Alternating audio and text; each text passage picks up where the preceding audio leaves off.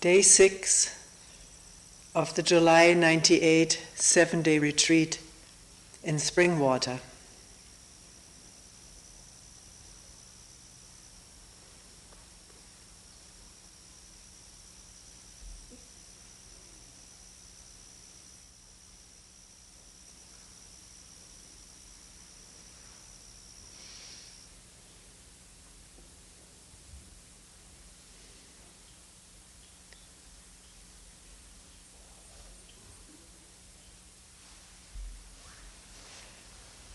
What an amazing change in weather. Right now, cool air, almost cold. Someone said it feels like fall.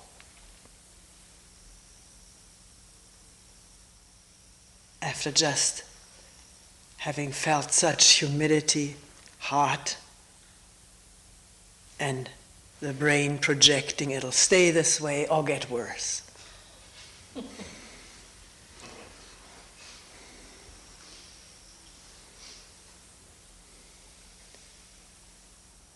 It's function, at times a questionable function, to fixate things.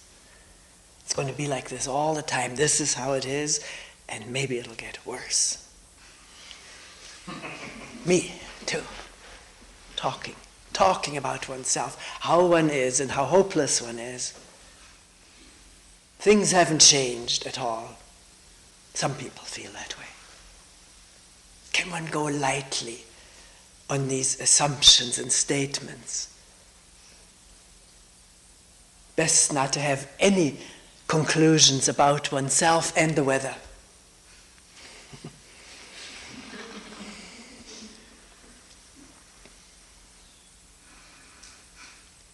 No conclusions about oneself? Seems impossible. Seems impossible not to conclude that what seems so is so. Somebody said last night in a group meeting, it seems impossible that two human beings who know each other could meet without the history, without the past history interfering.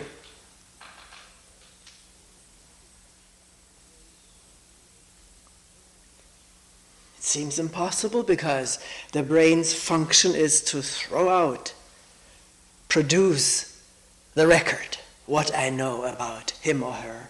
It doesn't put it this way, but it does it. Produce the record, the history, what is known from experience about oneself and the other person. So in looking at it and talking about it, the question came to test out whether this is really impossible to be with each other without past history. Can we sit down right now, together, listen to each other in a way we've never listened to each other before? So presently, so attentively, that there is no room for history. It may pop out, but it doesn't belong. It's irrelevant to being here.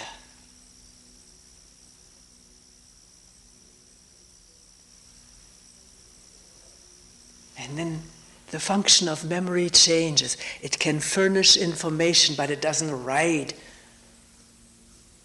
us, drive us, determine how we're going to see someone else and respond, and how we see ourselves.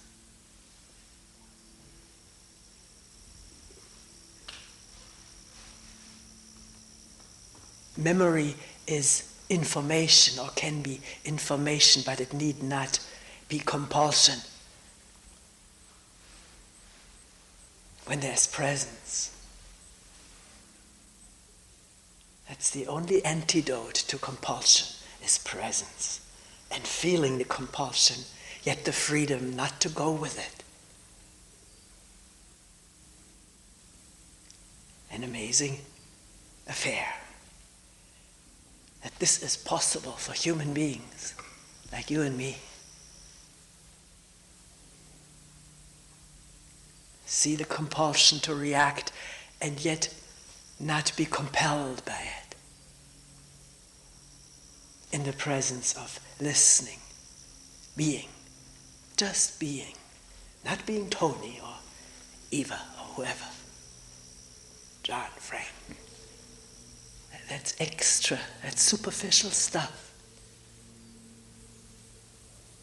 in which we seem to live most of the time, but there's also a depth to all of us in which we can meet directly without idiosyncrasies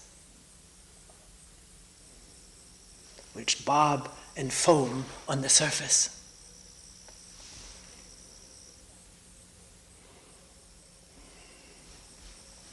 Let us get back to this whole question of me, of I, of self, of ego. Similar words for the same thing. Because some people are really grappling with this or feeling threatened by it. Are we feeling threatened by the thought that there may be no I, that it is all thought and memory, made coherent by brain function?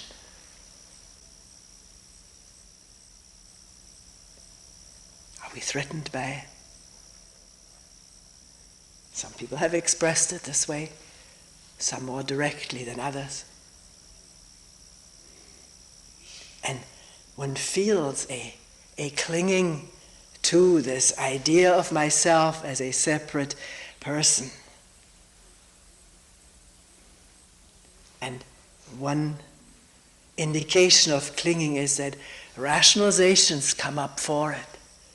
Sometimes we say, don't we need to fully develop an ego before we can drop it? A human being will not be healthy without having first developed a healthy ego. Such go the rationalizations. And then cases of mental sickness are given, where a person supposedly did not have any ego structure and fell apart, and schizophrenia, a split personality, what have you. I don't know whether we have to have an ego or not. I don't know. I read a charming little booklet. It's called Sunyata, compiled by a Danish mystic sage who lived around the turn of the century, got to be 90 years old, was born in the sticks in Denmark, someplace. His father had a farm. He was a very unusual father, very gentle, quite egoless, and a mother who let him do what he wanted to do as a little boy, roam the land, climb the trees. And this man writes in his memoirs that he never had any sense of ego until he was 7 years old and had to go to school and had to go to church education. Then it started to unfold and develop temporarily. Having had these first 7 years was probably a good beginning. Man of great wisdom, great humility. Ended up in India. Somebody advised him to go to India, that he would fit there better than the Western world. An Indian actually ran across him. He was a gardener at an English college. I think this poet Tagore discovered him. He said, share your silence with the people in India. So I don't want to go into, Ramana Maharshi, when he met him, gave him this name, Sunyata, which means emptiness. He ran. It's not so empty. Can you still hear me? Should put this farther away.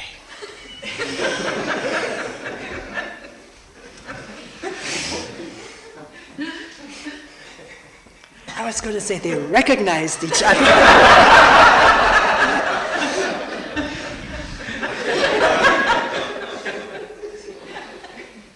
This tape may not be for sale, so I'm free to say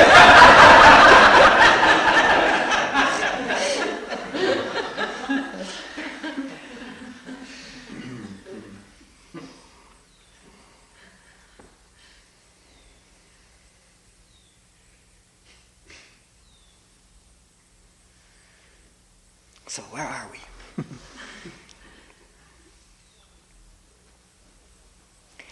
Let's go into this troubled mind, troubled by the thought that I may not be what I think I am. Me, my body, my personality, my history, my possessions, my this and that. Whatever this mind freely or not so freely identifies with and holds on to as me.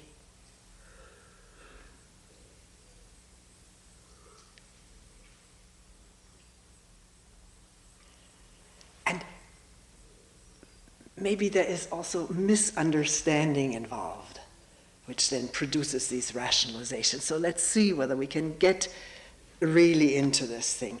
Obviously, and it is not deniable, are we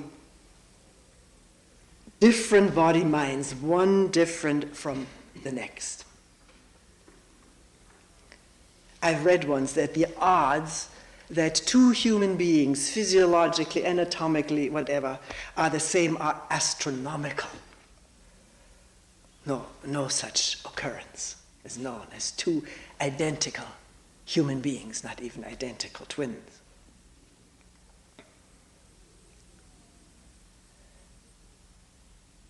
Different experiences from the day of conception, different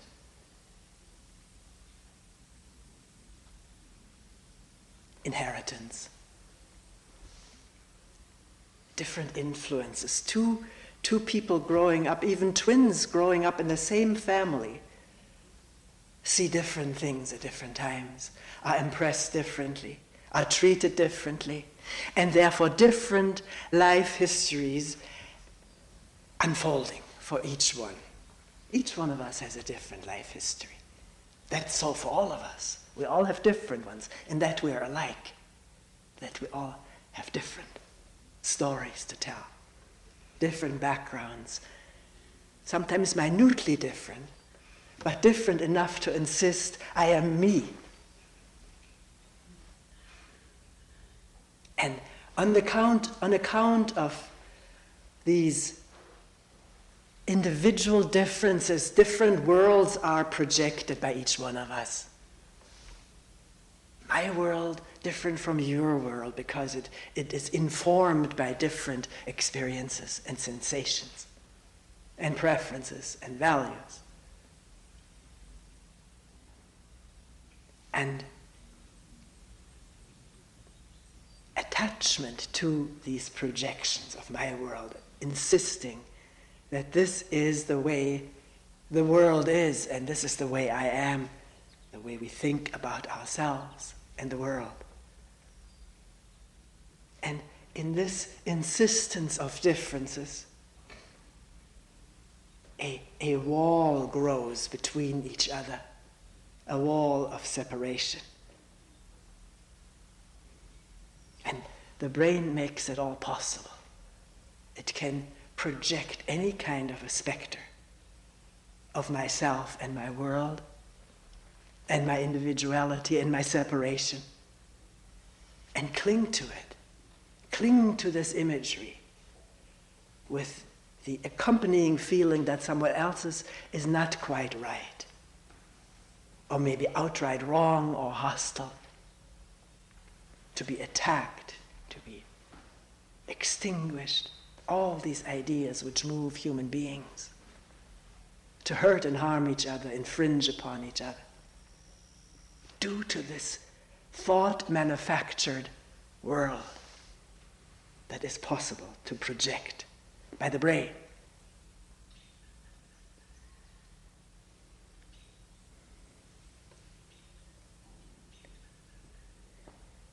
So, are we nurturing and cultivating these different thought structures about the world and ourselves, then the wall will ever thicken.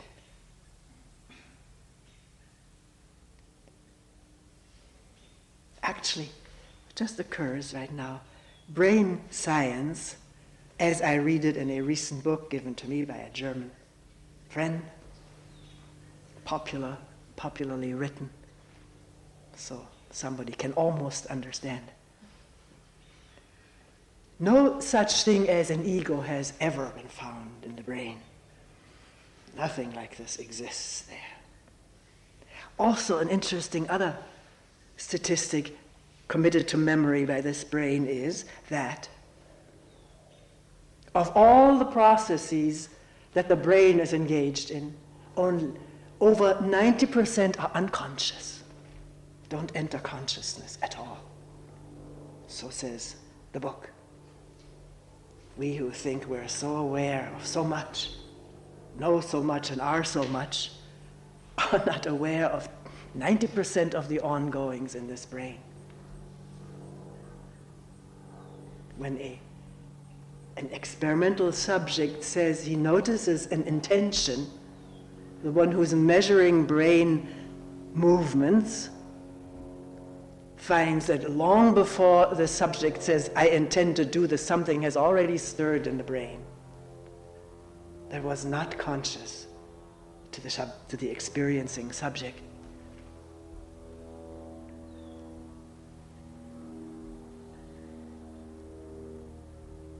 And yet we insist on our autonomy, our separateness, our independence.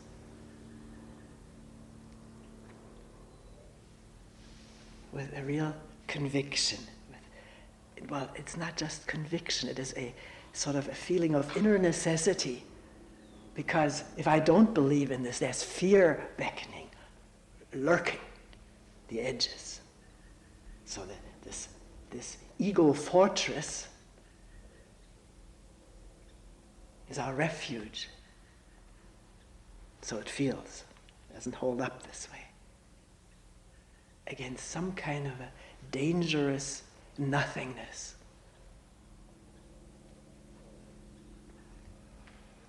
If we're not me, then what are we? There's danger in that thought. Danger in having nothing to hold on to. Somebody mentioned it this morning. Slight fear in seeing all this mind stuff twirl around. There may be nothing to hold on to, and fear arising. And then what? Back into the fortress of meanness, of assumption, of defense. And strangely enough, inside the fortress of my ideas about myself,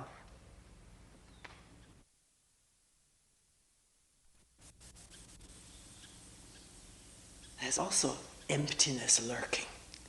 An inner shallowness is felt by human beings. That's why one comes here, to find out what that is, or whether there's something beyond that feeling of shallowness, unfulfilledness or lack, something missing.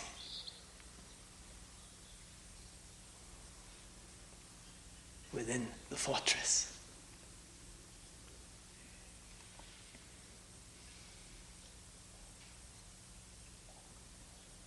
Have I become too abstract again, or can we really follow it inside? Because the talk is not to perpetuate or create new abstractions. Even though metaphors help, but one must be careful not to cling to the metaphor, but translate it back into, or untranslate it into what is really happening. As I feel so almost innocently convinced that I am me, and feel threatened if somebody implies that is thought structure and memory threading of past experiences. See, we're not denying what we started out with. a certain individuality. Often people say, when I prick my thigh with a pin, you don't feel it. What does that prove? That there are different bodies with different nervous systems, all functioning very much alike. Actually, some people can feel other people's pain, as there is such sensitivity. But that aside, we're not arguing that there are not individual body-minds sitting here and feeling as though we initiated action and had free choice.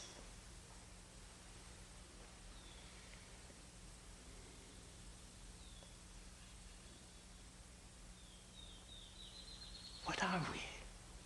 And if the question becomes somewhat gripping, can we watch what goes on? In fearing, in defending, in hurting. What gets hurt? What is being defended?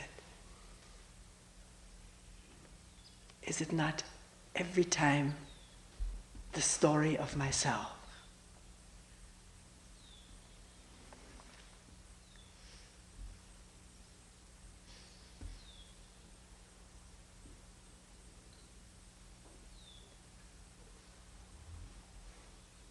Why this tremendous attachment to it, with which goes tremendous upheavals and pains and suffering? Because we're never quite what we would like to be.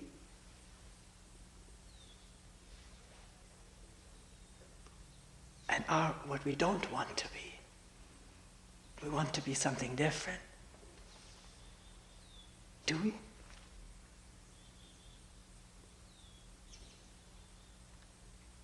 Right this moment of sitting here? Is there some desire stirring for something else than what's here? Sitting here, listening, birds singing.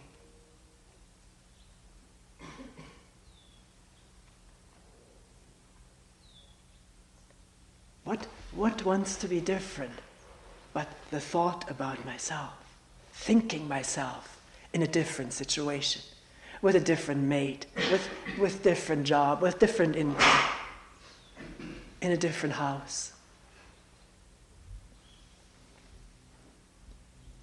with different co-workers.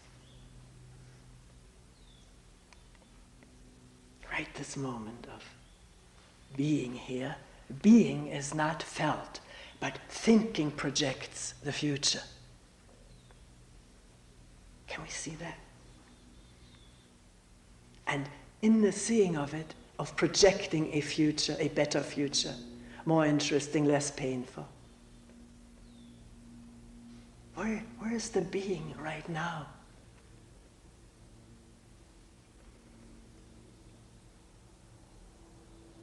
In depth. That's maybe a confusing word. Throw it out. Nothing confusing about the airplane humming, the birds singing, people moving, and the breath flowing imperceptibly.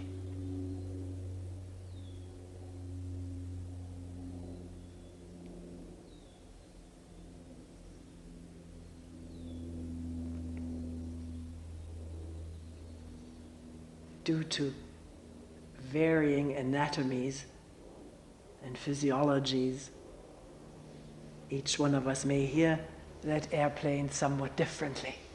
If we're deaf, we don't hear it at all.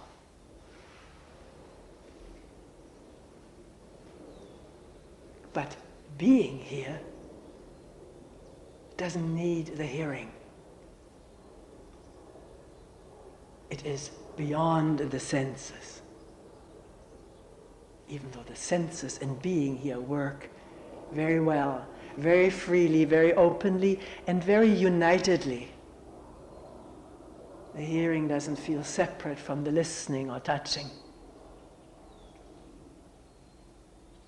is one being perception.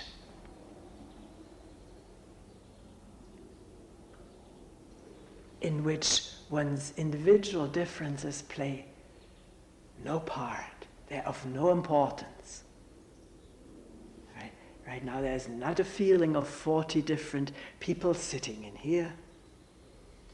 It is one listening, one looking, one being present.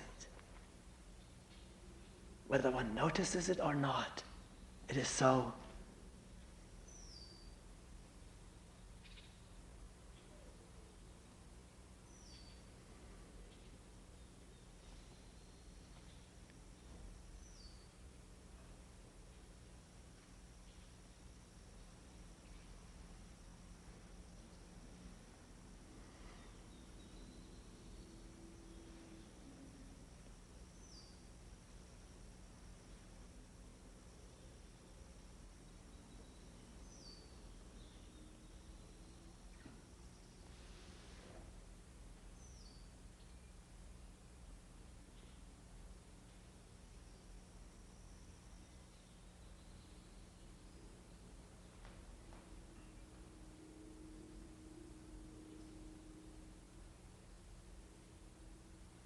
Is the thought of me stirring? That I understand or I don't understand? That I like it or don't like it? What I would like and what I would not like? Or brain producing memories of yesterday or anticipations of tomorrow? All of them creating or recreating the sense of I. Not the body sitting here, doesn't need to be recreated. It's here with all of its diverse functions, 90% of which are not in consciousness. They go on mysteriously, miraculously, without the I involved in it. It may think, I'm doing this, it's my heart, my breathing. But someone brought that up yesterday. I'm not beating my heart, that's clear. Still I feel I'm sitting in here and the birds are out there. It's because I think I sit in here. I know I sit in here. There's memory for that. Mental, verbal representation backed up by enormous amount of experiences. I'm sitting here and outside are the trees and the birds. And yet, wonder of wonders is a state of being in which this part of the brain which knows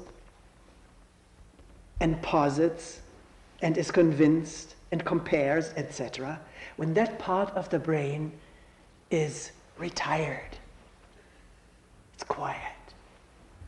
The plug is pulled, as it were, and the gesticulating and breathing and heart beating and birds calling is all one whole being here, with no feeling of division whatsoever. And this is not the result of an illusion or fantasy. Fantasy is not at work in this. It's quiet. I feel as though there was no brain here at all. It's so quiet, so present, doing its 90% stuff on its own.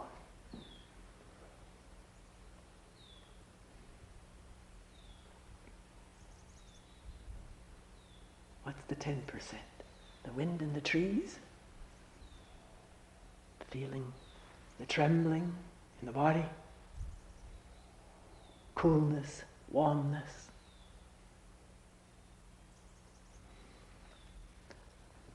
The words coming out, that's part of the 10%. Consciousness. No one is even directing these words. They form as the looking and listening takes place. And some urge to convey something, to share something. This moment of being here together, that beside admittedly being 43 or by now maybe 41 individual human beings, we're also one whole life being present here together and not separate from the trees and the pond and the valleys and clouds and this amazing thing we happen to call weather.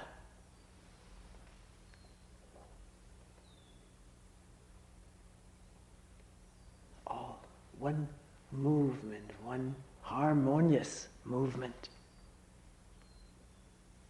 where everything is in its right place, as it is, not as it should be, as it is.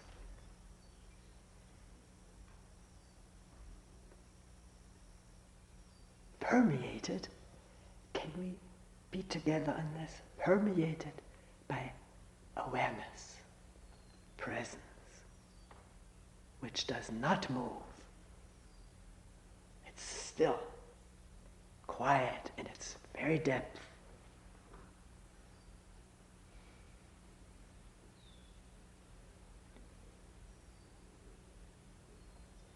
Everything else moves, stirs about, comes and goes, is born and dies, created or destroyed. We didn't get to this. Some concerns among some people about the destructiveness of the way we live, eating meat, drinking milk, eating eggs. The destructiveness of life on itself is that, I'm not rationalizing anything, please don't misunderstand me, but is this part of life, this constant movement between creation and destruction.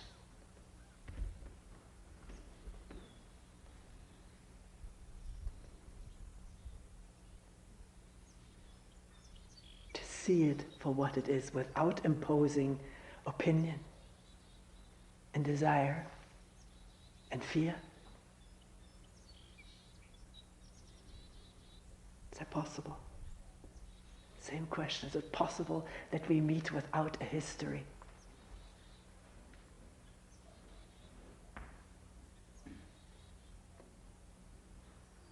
There was a huge tidal wave. I don't know whether it was before the retreat started, probably was, else I wouldn't remember it. Huge tidal wave, killing hundreds, thousands of people in Papua New Guinea. And it happened because there was either an earthquake or a volcano erupting under the sea, depth of the ocean.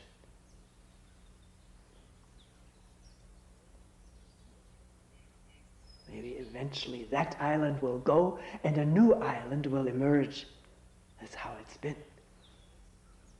ever since this earth came into its tenuous being. Tenuous, of course, stretching over billions and billions of years, but still tenuous, not permanent. And on this earth, in this earth, around this earth, creation and destruction, heaving about.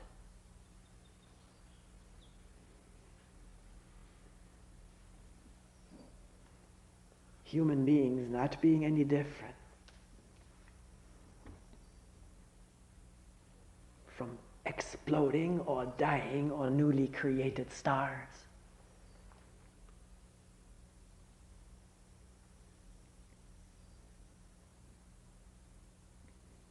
As human beings, we have this extraordinarily large brain.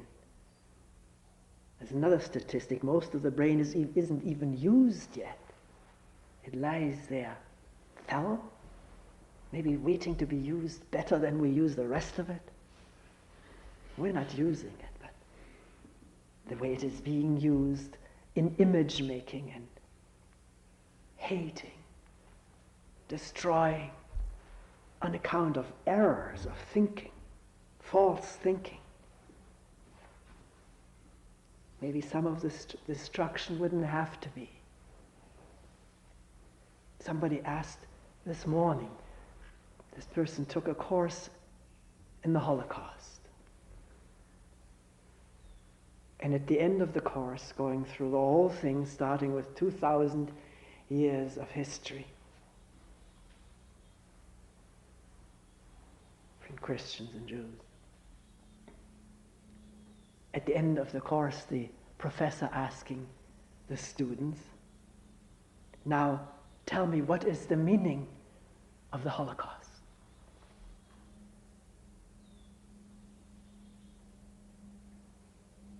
And this person said he was stunned. He didn't know how to answer this. I wouldn't know how to answer it either. Except, and that we went into that this morning, this urge of the brain to find meaning in something beyond itself. Something ought to point to something meaningful so I can live with it. So difficult just to see something exactly for what it is, without moving away and saying, what does it mean in other terms?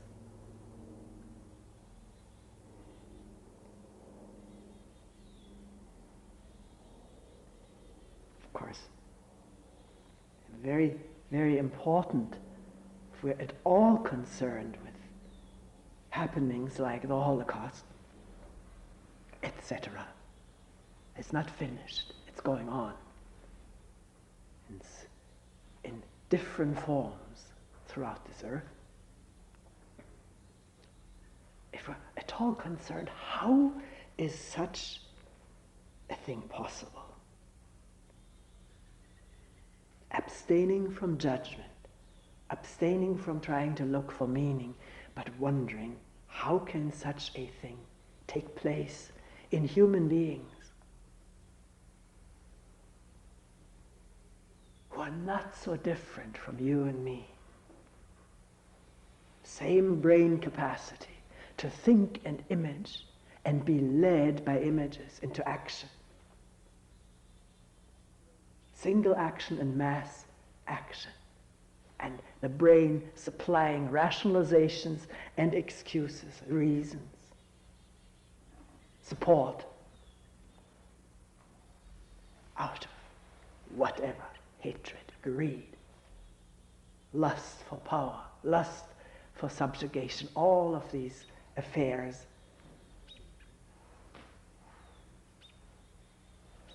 that can be questioned in oneself, so that one emerges from this inquiry chastened by what is possible for human being, alone or together.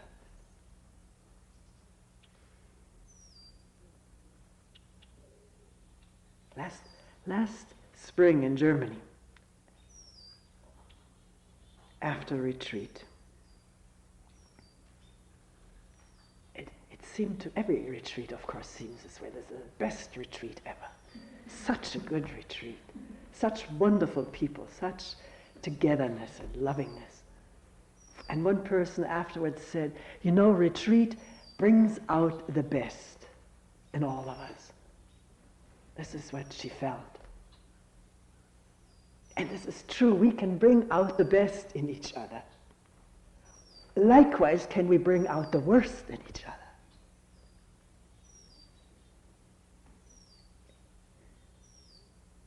Depending on how strapped we are to our worldview or how free of it.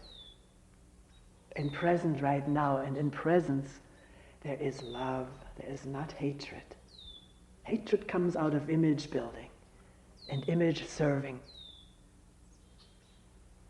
Love is in being present and aware and seeing, like somebody told me this morning, saw seeing a little mosquito that was limping on the windowsill, had an injured leg, and seeing that. And some real feeling for this limping mosquito. Bringing out the best in mosquitoes, in each other.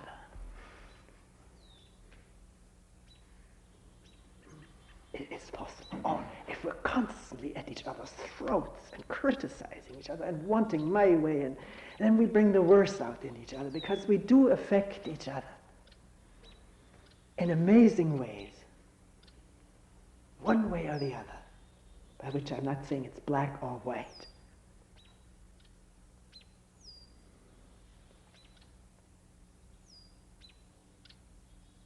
So,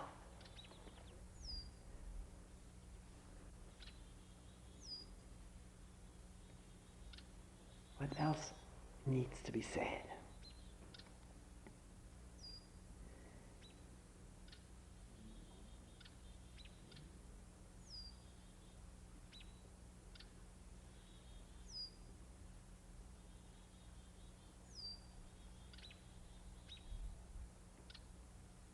Just as this still comes up as maybe some unfinished business, just as life is a movement between or from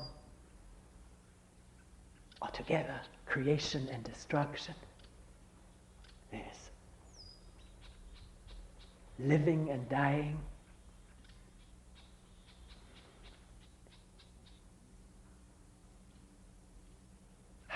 How can we be with each other this moment of really listening and attending caringly without dying to the past history?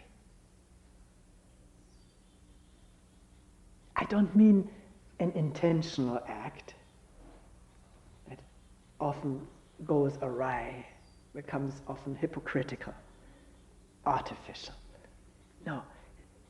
If I really want to understand you freshly without your history, I can't be bothered with it. I have to listen to you now. And maybe in listening to you completely right now, you will not need to see me through my history. There is something contagious about listening to each other. Freely. Dying to the past, which is felt like an obstruction at this moment. Not always. We started this way, not to get caught up in generalizations. But just to express that there cannot be anything new without the dying of the old. This is life.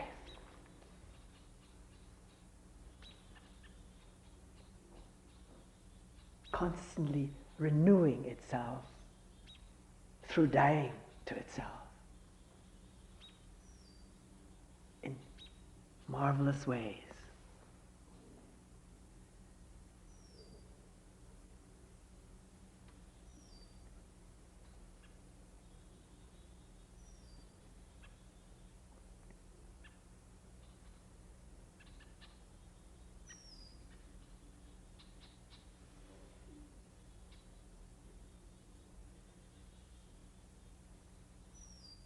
Are we here with the birds?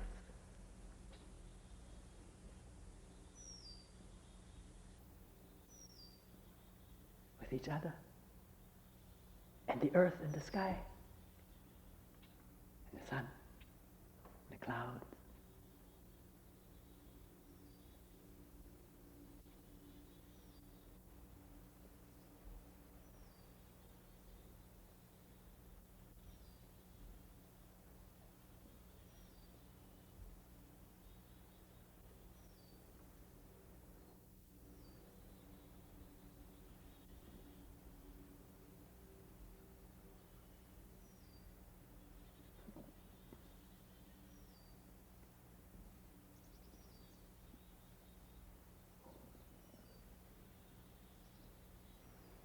We will end here for today.